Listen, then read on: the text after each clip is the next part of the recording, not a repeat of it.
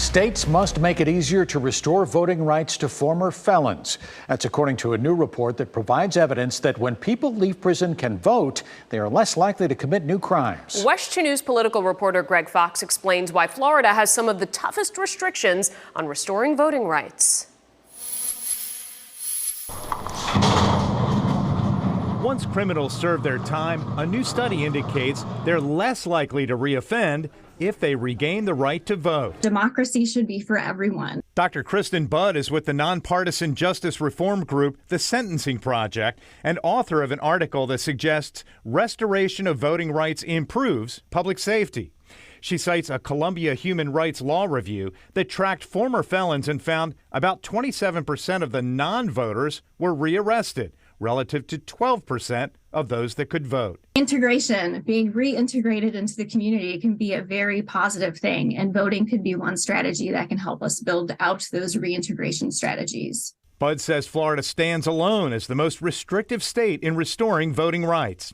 Of the 4.6 million former felons ineligible to vote in last year's elections, 1.15 million were in Florida. Among black voters, nationally, 1 in 19 were ineligible. But in Florida and 7 other states, 1 in 10 could not vote.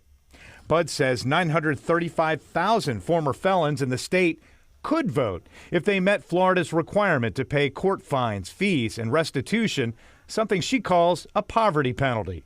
Hi, Michelle Stribling, Greg Fox from Channel 2. She also believes local former felons like Michelle Stribling, Peter Washington, and others who say they should not have been charged with illegal voting because they thought they were eligible, highlights a harsh reality.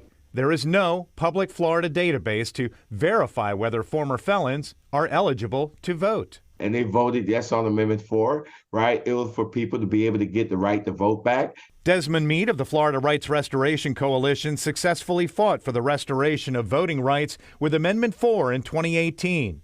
He points to a 2011 Florida Parole Commission report that shows 33% of former felons with no voting rights were later rearrested, while just 11% of those who could vote committed new crimes.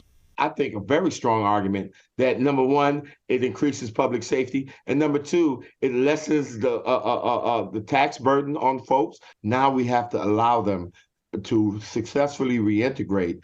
Despite evidence that former felon voters are less likely to reoffend, lawmakers have passed a bill that election supervisors say will make it harder to verify eligibility.